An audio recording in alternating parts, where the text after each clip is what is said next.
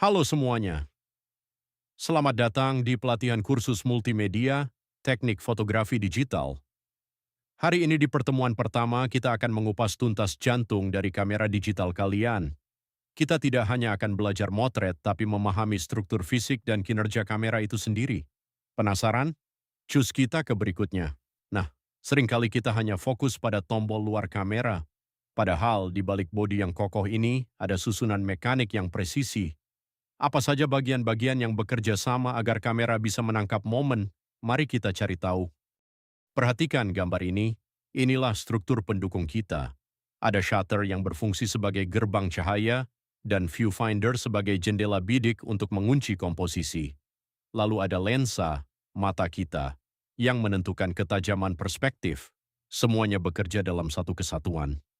Yuk kita ke pembahasan selanjutnya. Sebelum kita melangkah lebih jauh, coba bayangkan sejenak, jika kamu sedang memotret sebuah pemandangan pegunungan yang luas, apakah lensa yang kamu gunakan akan memengaruhi suasana atau emosi dari foto tersebut? Mari kita bedah alasannya. Lensa adalah instrumen optik yang menentukan karakter visual sebuah foto. Ia berfungsi memfokuskan cahaya agar jatuh tepat di atas sensor, yang secara langsung menentukan ketajaman dan perspektif gambar. Panjang fokus, focal length, menentukan seberapa luas area yang tertangkap. Lensa dengan focal length pendek menghasilkan sudut pandang lebar, sementara focal length panjang akan mempersempit sudut pandang dan memperbesar subjek dari kejauhan. Lensa wide memiliki sudut pandang luas, ideal untuk menangkap lanskap, arsitektur, atau fotografi interior. Karakteristiknya adalah mampu memberikan kesan ruang yang luas dan kedalaman yang dramatis pada subjek. Lensa tele digunakan untuk mendekatkan subjek yang jauh tanpa harus secara fisik berada di dekatnya. Sering digunakan untuk fotografi olahraga, satwa liar, atau potret yang membutuhkan kompresi latar belakang yang indah. Lensa prime memiliki focal length tetap, fixed. Keunggulannya adalah bukaan diafragma yang besar dan kualitas optik yang superior dibandingkan lensa zoom, menjadikannya pilihan utama untuk hasil foto yang sangat tajam.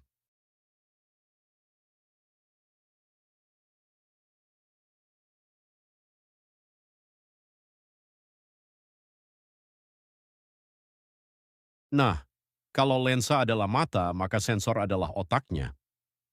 Kenapa ya sensor selalu disebut sebagai komponen paling penting? Apa yang terjadi kalau jantung ini bermasalah atau kotor? Mari kita bedah lebih dalam. Kenapa ada kamera yang hasilnya tetap terlihat bagus di area gelap maupun terang secara bersamaan? Itu karena dynamic range. Sensor yang bagus punya kemampuan menangkap detail di bayangan yang paling gelap sampai ke cahaya yang paling terang tanpa membuat fotonya terlihat pecah atau kehilangan informasi. Ini adalah rahasia kenapa kamera profesional harganya mahal. Ada ukuran sensor yang namanya full frame, sensor besar, dan APS strip C, sensor lebih kecil. Logikanya sederhana. Semakin besar ukuran sensor, semakin banyak cahaya yang bisa ditangkap. Itulah sebabnya sensor yang lebih besar selalu menang performanya kalau dipakai memotret di tempat yang gelap atau low light. Bayangkan sensor itu seperti panel surya yang sangat canggih. Saat cahaya masuk melalui lensa, sensor menangkap cahaya tersebut, foton. Tapi kamera tidak mengerti cahaya, kamera hanya mengerti angka. Jadi tugas sensor adalah menerjemahkan cahaya tadi menjadi sinyal listrik yang kemudian diubah lagi menjadi data digital yang kita lihat sebagai foto. Dulu dan sekarang teknologinya berbeda. Kenapa kamera zaman sekarang baterainya lebih awet dan lebih cepat? Kita akan melihat pertarungan teknologi di balik sensor CMOS dan CCD yang membentuk standar kualitas foto kita hari ini. Secara teknologi, kita punya CMOS dan CCD. CMOS adalah standar modern yang sangat cepat dan efisien energi. Itulah kenapa kamera kalian sekarang baterainya jauh lebih awet.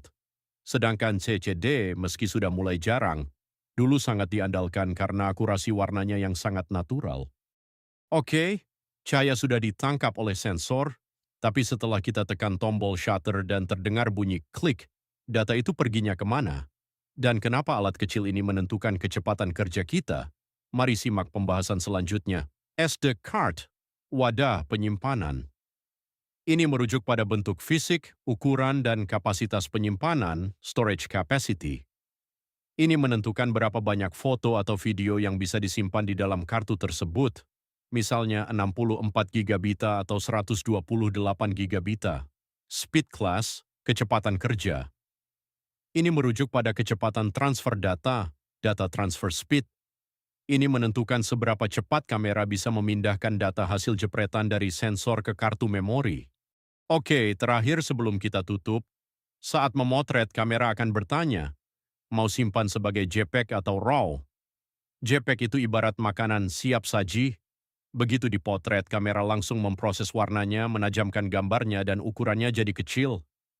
Enak, praktis, tinggal share ke sosmed, tapi karena sudah diproses kamera, kita nggak bisa mengubah pencahayaan atau warnanya secara drastis tanpa merusak kualitasnya. Sedangkan RAW itu ibarat bahan mentah di dapur. Filenya besar, butuh ruang memori banyak, dan belum terlihat bagus sebelum diedit. Tapi semua informasi cahaya dan warna dari sensor masih tersimpan utuh.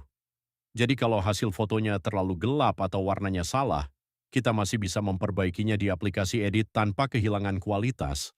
Intinya, pakai JPEG kalau memori terbatas dan nggak mau ribet edit.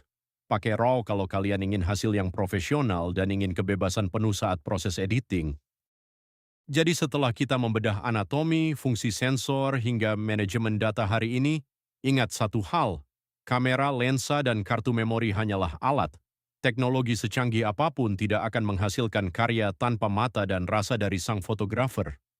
Kalian sekarang sudah tahu apa yang terjadi di dalam jantung kamera kalian.